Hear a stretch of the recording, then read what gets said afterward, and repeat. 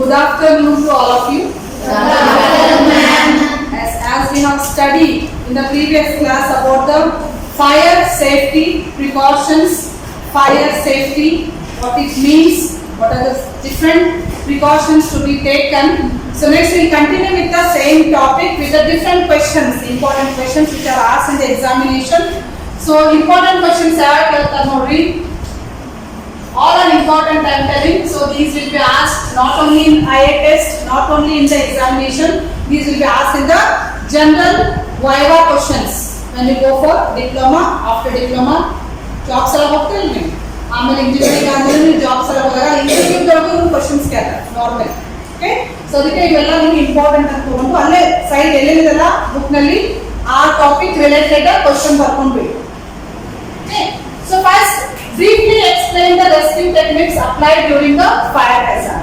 So fire hazard ಅಂದ್ರೆ dangerous situation. Fire ಬಿದ್ದಾಗ ಜೋರಾಗಿ ಬೆಂಕಿ ಹತ್ತಿಕೊಂಡು ಉರಿಬೇಕಾದಾಗ ಜಾಸ್ತಿ ಬೆಂಕಿ ಸ್ಪ್ರೆಡ್ ಆಗಬೇಕಾದಾಗ ಸೊ ಏನ್ ಟೆಕ್ನಿಕ್ಸ್ ನಾವು ಯೂಸ್ ಮಾಡಬೇಕು ಪಾರ್ ಆಗಬೇಕಂತಂದ್ರೆ so that is explain in your book so step by step so ಇವೆಲ್ಲ ಕ್ವೆಶ್ಚನ್ಸ್ ಬರ್ಕೊಂಡ್ರಿ ಸೊ ಬರ್ದಿಲ್ಲ ಸೊ ಯಾವ ಕ್ವೆಶ್ಚನ್ಸ್ ಕೇಳ್ತಾರೆ ಅಂತ just read it. Briefly explain the rescue techniques applied during fire hazard. Next, what is fire triangle? Next, what are different types of fire? Next, list the different types of fire extinguisher.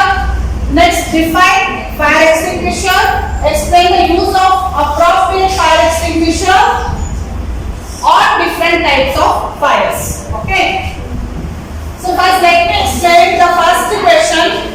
What is that? Briefly explain the rescue techniques applied during the fire hazard. So just open your book. That is the page number 28. Page number 28 ಅಲ್ಲಿ ಕೊಟ್ಟಿದ್ದಾರೆ ನೋಡಿ list ಮಾಡಿದಾರ. General fire precautions include. What are those? First, escape routes and fire exit ಅಂತಿದ್ದಾರೆ. So escape routes and fire exit ಅಂದ್ರೆ so ಪಾರ್ ಆಗ್ಲಿಕ್ಕೆ ಯಾವ ಕಡೆಯಿಂದ ನಾವು ಪಾರ್ ಆಗಬೇಕು, ಎಲ್ಲಿ ಗೇಟ್ ಐತಿ, ಎಲ್ಲಿ ಡೋರ್ ಐತಿ ಅಂತ ಹೇಳಿ ಎಕ್ಸಿಟ್ ಫ್ಲೋ ಡಯಾಗ್ರಾಮ್ ಹಾಕಿರ್ತಾರೆ. ಈಗ ನೀವು ಫಿಲ್ಮ್ ಥಿಯೇಟರ್ ಒಳಗೆ ಹೋದಾಗ ಎಕ್ಸಿಟ್ ಅಂತ ಹೇಳಿ ಬೋರ್ಡ್ ಹಾಕಿರ್ತಾರೆ. ಇಲ್ಲಿ ಯಾವ ಕಡೆ ಎಕ್ಸಿಟ್ ಆಗಬೇಕು, ಎಲ್ಲಿಂದ ಹೊರಗಡೆ ಹೋಗ್ಬೇಕಂತ ಹೇಳಿ. ಹಂಗೆ ಇಂಡಸ್ಟ್ರಿ ಒಳಗೂ ಸೊ ಫೈರ್ ಬಿದ್ದಾಗ what are the different ways to escape where they are with the signal ಎರೋಮಾ ಯಾವ ಕಡೆ ನೀವು ಮೂವ್ ಆಗಬೇಕು ಅಂತ ಹೇಳಿ ಸೊ ಎಕ್ಸಿಟ್ ರೂಟ್ ಅಂತ ಹೇಳಿ ನಿಮ್ಗೆ ತೋರಿಸ್ತಾರೆ. ಆಲ್ರೆಡಿ ಅದ್ರ ಬಗ್ಗೆ ನಿಮ್ಗೆ ಟ್ರೈನಿಂಗ್ ಕೊಟ್ಟಿರ್ತಾರೆ. ಹಿಂಗ್ ಬಿದ್ದಾಗ ಎಲ್ಲಿ ಹೋಗ್ಬೇಕು, ಯಾವ ಕಡೆ ನೀವು ಎಸ್ಕೇಪ್ ಆಗ್ಬೇಕಂತ ಹೇಳಿ. So this will be properly given a training for you in the industry.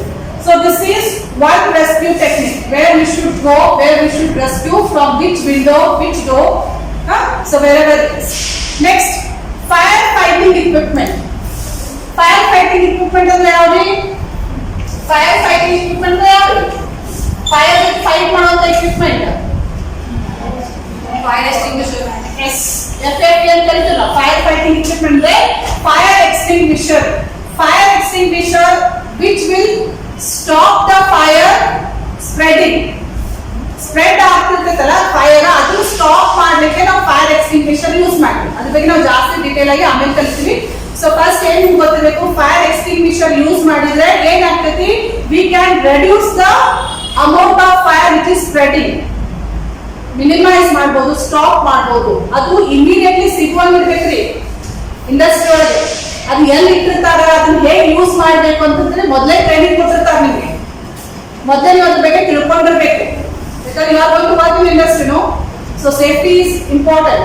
So first ಗೆ ನಿಮಗೆ ಟ್ರೈನಿಂಗ್ ಕೊಡ್ತಾರೆ ನಿಮ್ಮ ಪರ್ಸನಲ್ ಸೇಫ್ಟಿ ಸಲುವಾಗಿ. In case of fire hazard, fire ಬಿಟ್ ಅನ್ಕೊಂಡ್ರೆ ಅವಾಗ ಯಾವ ರೀತಿ ನೀವು ಎಸ್ಕೇಪ್ ಆಗಬೇಕು, ಯಾವ ರೀತಿ ನೀವು ಸೇವ್ ಮಾಡ್ಕೋಬೇಕು, ನಿಮ್ಮನ್ನು ಅಥವಾ ಮತ್ತೆ ಜೊತೆಗಿದ್ದವ್ರಿಗೆ ಹೇಗೆ ಸೇವ್ ಮಾಡ್ಬೇಕಂತ ನಿಮ್ಗೆ ಟ್ರೈನಿಂಗ್ ಕೊಟ್ಟಿರ್ತಾರೆ. ಆ ಟ್ರೈನಿಂಗ್ ಬಗ್ಗೆ ಕಂಪಲ್ಸರಿ ಅವ್ರು ನಿಮ್ಗೆ ಯಾವ್ದ್ರ ಬಗ್ಗೆ ತಿಳುವಳಿಕೆ ಕೊಟ್ಟಿರ್ತಾರೆ, ಫೈರ್ ಎಕ್ಸ್ಟಿಂಗ್ವಿಷರ್ ಬಗ್ಗೆ ನಿಮ್ಗೆ ತಿಳುವಳಿಕೆ ಕೊಟ್ಟಿರ್ತಾರೆ, ಅದು ಹೇಗೆ ಯೂಸ್ ಮಾಡ್ಬೇಕಂತಂದ್ರೆ. ಫೈರ್ ಬಿದ್ದಾಗ ಅದು ಟ್ರೈನಿಂಗ್ ಕೊಡಂಗಿಲ್ಲ ಅಂತ ಅದನ್ನ ಹೇಗೆ ಯೂಸ್ ಮಾಡ್ಬೇಕಂತ ಅವಾಗ ಟ್ರೈನಿಂಗ್ ಕೊಡ್ಕೊಂಡು ಬಂದ್ರೆ ಫುಲ್ ಎಲ್ಲಾ ಕಡೆ ಸ್ಪ್ರೆಡ್ ಆಗಿ ಫುಲ್ ಬರ್ನ್ ಆಗುತ್ತೆ. So it should be done well before training and immediately during fire hazard what you should know, you should be able to use that fire extinguisher. So ನಿಮಗೆ ಅದು ability ಇರಬೇಕು. ಮತ್ತೆ ಹೇಗೆ ಇರಬೇಕು fire extinguisher immediately ಸಿಗುವಂಗೆ ಇರಬೇಕು. ಅದು ಅದು ನಡೆದಾಗ ಯಾವ ಹರ್ಡಲ್ಸ್ ಇರಬಾರ್ದು. ಪಟ್ ಅಂತ ಕೈ ಸಿಗುವಾಗಿರ್ಬೇಕು, ಎಲ್ಲೋ ದೂರ ಇರಬಾರ್ದು ಫೈರ್ ಎಕ್ಸ್ಟಿಂಗ್ವಿಷರ್. ಆಯ್ತಾ? So these are some rescue techniques. Next, raising the alarm. Fire ಬಿದ್ದಾಗ ಫಸ್ಟ್ ಏನ್ ಮಾಡ್ಬೇಕ್ರಿ?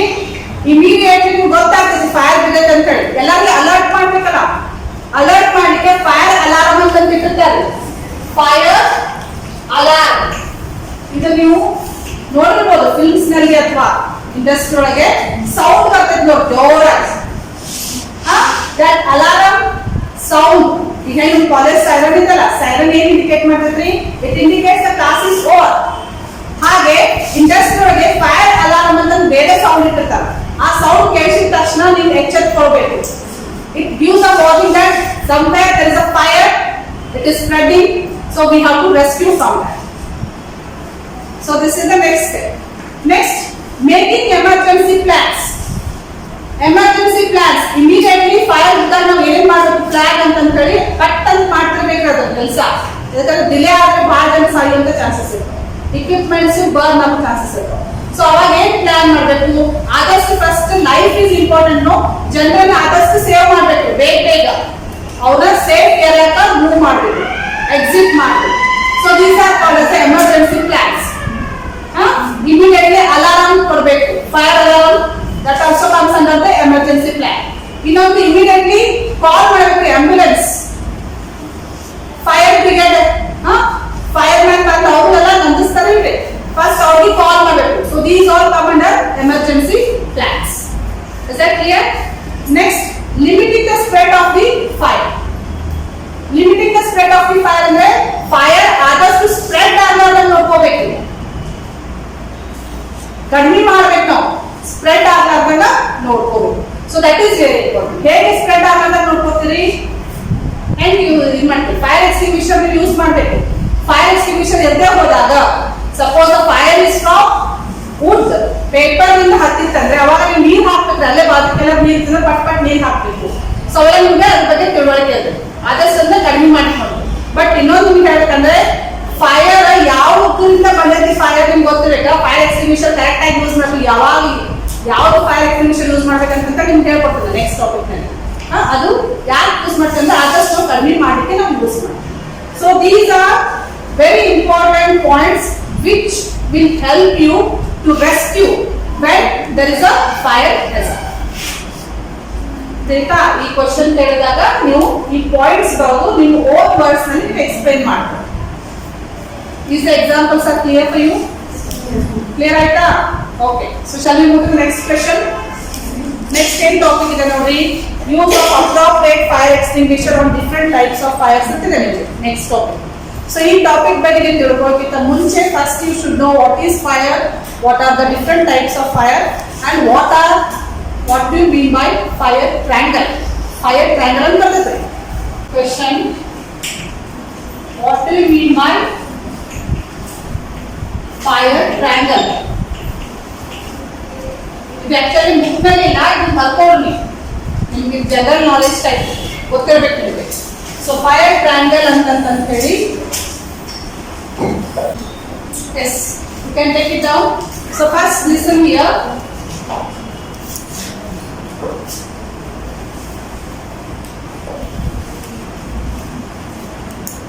See, so this is a triangle which is representing about the fire, how it occurs. Fire ಯಾವಾಗ ಬರ್ತೈತಿ ನಿಮಗೆ, ಬೆಂಕಿ ಯಾವಾಗ ಹತ್ತೈತಿ ಅಂತ ಹೇಳಿ, it is a chemical reaction. ಸುಮ್ಮನೆ ಯಾವಾಗ ಬೇಕಾದಾಗ ಹತ್ತಂಗಿಲ್ಲ ಬೆಂಕಿ, ಫೈರ್ ಯಾವಾಗ ಬೇಕಾದಾಗ ಹತ್ತಂಗಿಲ್ಲ. It requires certain elements which should be combined appropriately. What are those components of the fire? ಬೇರೆ ಬೇರೆ ಬೇಕಾಗ್ತವೆ ಇದಕ್ಕೆ. ಫಸ್ಟ್ ಆಕ್ಸಿಜನ್ ಇರಬೇಕು, ಬೆಂಕಿ ಹತ್ತಬೇಕಂದ್ರೆ ಆಕ್ಸಿಜನ್ ಇರಬೇಕು. ನೆಕ್ಸ್ಟ್ ಫ್ಯೂಯಲ್, ಫ್ಯೂಯಲ್ ಅಂದ್ರೆ ಇಂಧನ. ಫ್ಯೂಯಲ್ ಗಳು ಯಾವ ಬರ್ತಾವ್ರಿ? ನಿಮ್ಮ ಮನೆಯಲ್ಲಿ ಬೆಂಕಿ ಹಚ್ಬೇಕಂದ್ರೆ ಏನು ಬೇಕು? ಒಲಿ ಹಚ್ಬೇಕಂದ್ರೆ ನಿಮ್ಗೆ ಕಟ್ಟಿಗೆ ಬೇಕಿಲ್ರಿ? ಕಟ್ಟಿಗೆ ಬೇಕು, ಮತ್ತೆ ಕುಳು ಬೇಕು, ಕಾಗದ ಬೇಕು, ಅವೆಲ್ಲ ಏನಿರ್ತದೆ ಫ್ಯೂಯಲ್ ಅಂತ ಗೊತ್ತಿಲ್ಲ. ಅಷ್ಟೇ ಅಲ್ಲ, ಕೆರೋಸಿನ್ ಬೇಕು, ಹೌದಿಲ್ರಿ? ಚಿಮ್ನಿ ಎಣ್ಣೆ ಹಾಕ್ತೀರಿ ನೀವು, ಸೊ ಎಣ್ಣೆ ಹಚ್ತೀರಿ. ಈಗಂತೂ ಹಳೆಕಾಲ ಆಗ್ತದೆ, ಓಲ್ಡ್ ಆಯ್ತು. ನೀವು ಮನೇಲಿ ಏನ್ ಮಾಡ್ತೀರಿ? Gas stove, LPG is a fuel. So these are all used just to get the fire. Next, heat. Heat ಇಲ್ಲದೆ ಹೋದ್ರೆ ಬೆಂಕಿ ಹತ್ತಂಗಿಲ್ಲ. Heat, what is the source of heat? Sunlight. Heat ಇಂದ ನಮಗೆ ಬೆಂಕಿ ಹತ್ತುತ್ತೆ. So these three are important elements which are combined appropriately to get the fire. Fire ಬೇಕಂದ್ರೆ oxygen ಬೇಕು, ನಿಮಗೆ fuel ಬೇಕು, ಹೀಟು ಬೇಕು. ಇವು ಮೂರಲ್ಲಿ ಒಂದು ಇರದೆ ಹೋದ್ರು ಬೆಂಕಿ ಹತ್ತಂಗಿಲ್ಲ. There must be no fire. Fire, ಬೆಂಕಿ ಬೇಕಂದ್ರೆ ನಿಮಗೆ ಯಾರು ಬೇಕನ್ನಂಗಿಲ್ಲ, but we require sometimes, no, but fire ಬೇಕಂದ್ರೆ you have to have these three components in a appropriate fashion and they should be combined together, then only it gives rise to fire. Theta, so this we call it as a fire triangle. Triangle ಇಂದ ನಾವು represent ಮಾಡ್ತೀವಿ. You ಮೂರು ಇದ್ದಾಗೆ ನಿಮ್ಗೆ ಏನು ಬರ್ತದೆ? You get a fire.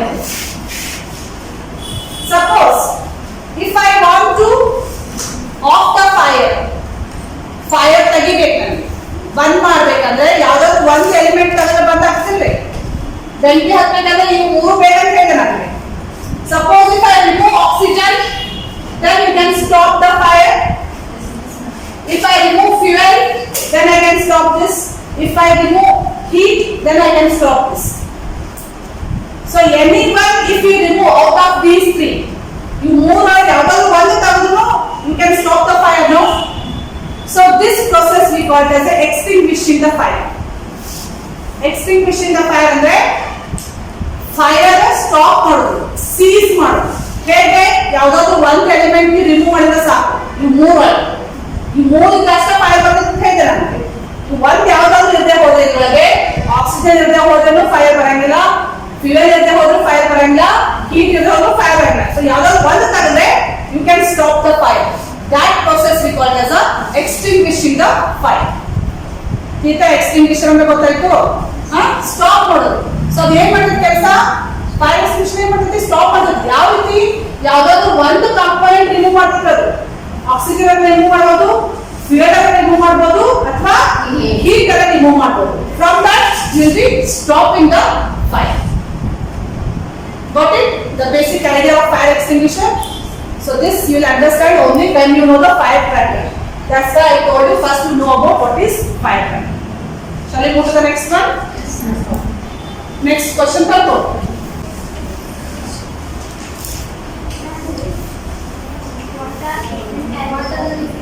Adu name told first you should know about what is fire extinguisher. Okay. So what is fire extinguisher? So now you understood, no? So it is given in your book. The definition is given. A fire extinguisher is a protection device used to seize fire. Book ಅಲ್ಲಿ ನೋಡಿ page number 28. ಅದರಿಂದ ನಾವು protect ಮಾಡಲಿಕ್ಕೆ ನಾವು use ಮಾಡ್ತಿರೋದು.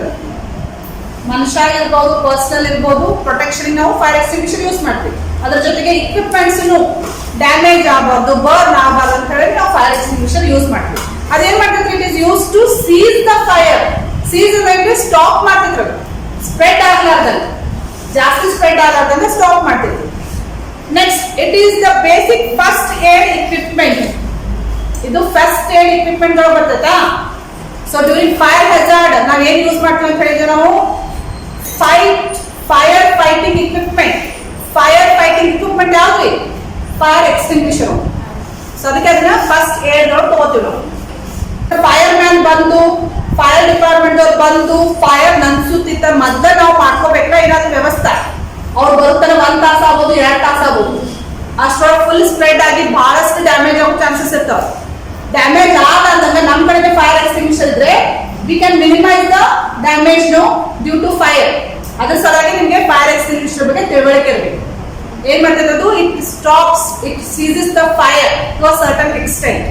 So ಅದಕ್ಕೆ ಅದನ್ನ first aid ಅಂತ ತಗೋತೀವಿ ನಾವು. ಫೈರ್ ಫೈಟಿಂಗ್ ಇಕ್ವಿಪ್ಮೆಂಟ್ ಅಂತ ಕರಿತೀವಿ ನಾವು. ಓಕೆ. ಸೊ ಅದಕ್ಕೆ ಯಾವ ರೀತಿ ಇರ್ತದೆ ಅಂತ ಹೇಳಿ ನೀವು ನೋಡ್ಕೋಬಹುದು. The diagram is there.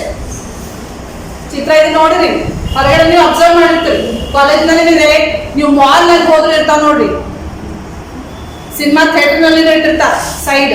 Observe ಮಾಡಿದ್ರಿ ಇವ್ನ ಸ್ವಲ್ಪ ಆ ಕಡೆ ಸ್ವಲ್ಪ ನೋಡ್ತಿರ್ಬೇಕು. ಹೊರಗಡೆ ಹೋದಾಗ ಏನೇನು ಸೊ ಇವ್ನು ಲಕ್ಷ ಕೊಟ್ಟಿರ್ಬೇಕು ಯಾವ ಟೈಪ್ ಯೂಸ್ ಮಾಡಕತ್ತಾರ, ಯಾವ ಟೈಪ್ ಫೈರ್ ಎಕ್ಸ್ಟಿಂಗ್ವಿಷರ್ ಐತಿ. ಈಗ ನಿಮ್ಗೆ ಇದ್ರ ಬಗ್ಗೆ ಟಾಪಿಕ್ ಬಗ್ಗೆ ನೀವು ತಿಳ್ಕೊತಿರಿಲ್ರಿ, ಇನ್ಮೇಲಿಂದ ನೀವು ಸ್ವಲ್ಪ ಅಬ್ಸರ್ವ್ ಮಾಡಿ ಯಾವ ಟೈಪ್ ಫೈರ್ ಎಕ್ಸ್ಟಿಂಗ್ವಿಷರ್ ಇಟ್ಟಾರ ಅಂತ ಹೇಳಿ ಅಬ್ಸರ್ವ್ ಮಾಡಿ. ಓಕೆ, ಸೊ ನೆಕ್ಸ್ಟ್ ಏನಿದೆ ನೋಡಿ, fire extinguisher is a cylindrical pressure vessel. So ಯಾವ್ದು ಸಿಲಿಂಡ್ರಿಕಲ್ ಪ್ರೆಷರ್ ವೆಸಲ್, ಸಿಲಿಂಡರ್ ಇರ್ತದೆ, ಅದು ಸಿಲಿಂಡ್ರಿಕಲ್ ಶೇಪ್ ನಲ್ಲಿ ಇರ್ತೈತಿ. So containing an agent which can be discharged to seize the fire. So ಇದ್ರಲ್ಲಿ cylinder ಒಳಗೆ ಏನಿರ್ತೈತಿ, ಏಜೆಂಟ್ ಇರ್ತೈತಿ. ಸೊ ಆ ಏಜೆಂಟ್ ಏನ್ ಮಾಡ್ತೈತಿ, ಅದು ಸ್ಟಾಪ್ ಮಾಡ್ತೈತಿ fire. So it may contain water, foam, chemical, CO2 ಬೇರೆ ಬೇರೆ ಬರ್ತಾರೋ, ಅದರಿಂದ ನಾವು ಫೈರ್ ಸ್ಟಾಪ್ ಮಾಡ್ತೀವಿ. That we called as a agent which is used to stop the fire. Next, a fire extinguisher should always be available in areas where persons work with electrical equipment. ಇದು ಬಹಳ important. ಹೆಚ್ಚಾಗಿ ಎಲ್ಲಿ fire ಆಗ್ತೈತ್ರಿ, fire accident ಆಗ್ತೈತಿ, electrical industry ಒಳಗೆ ಆಗ್ತೈತಿ. So ಜನರು ಎಲ್ಲಿ ಎಲೆಕ್ಟ್ರಿಕಲ್ ಇಕ್ವಿಪ್ಮೆಂಟ್ಸ್ ಜೊತೆ ವರ್ಕ್ ಮಾಡ್ತಿರ್ತಾರಲ್ಲ, ನಿಯರ್ ಇಟ್ಟಿರ್ಬೇಕು ಅವನು ಫೈರ್ ಎಕ್ಸ್ಟಿಂಗ್ವಿಷರ್. ಅಲ್ಲಿ ಬೆಂಕಿ ಬಿದ್ದಾಗ ಇಮಿಡಿಯೇಟ್ಲಿ ನಾವು ತಗೋಬೇಕಲ್ಲ ಅದನ್ನ. ಅದು ಭಾಳ ದೂರ 1 ಕಿಲೋಮೀಟರ್ 2 ಕಿಲೋಮೀಟರ್ ಇವ್ರು ಹೋಗಿ ತಗೊಂಡು ಹೋದಾಗ ಫುಲ್ ಹೊತ್ಕೊಂಡು ಉರಿದ್ ಬಿಟ್ಟಿರ್ತೈತಿ. So wherever the fire, some chances will be there, no? So ಯಾವ ಏರಿಯಾದೊಳಗೆ ಫೈರ್ ಬೀಳ್ತೈತೆ ಅನ್ನೋದು ನಿಮ್ಗೆ ಗೊತ್ತಿರ್ತೈತಿ. ಎಲ್ಲಿ ವರ್ಕ್ ಮಾಡ್ತಿರ್ತಾರ ಎಲೆಕ್ಟ್ರಿಕಲ್ ಎಕ್ವಿಪ್ಮೆಂಟ್ಸ್ ಅಲ್ಲಿ. ಈಗ ನೀವು ಲ್ಯಾಬ್ ತೋರಿಸಿ, ಕ್ಲಾಸ್ ರೂಮ್ ನಲ್ಲಿ ಅಷ್ಟೊಂದು ಇಫೆಕ್ಟ್ ಆಗಿಲ್ಲ, ಬಟ್ ಲ್ಯಾಬ್ ನಲ್ಲಿ will be working with electrical equipments. In that case you may get shocks, you may get fire. So there near to the lab there must be fire extinguisher, so that it will take a very short time to get it and extinguish the fire. Clear?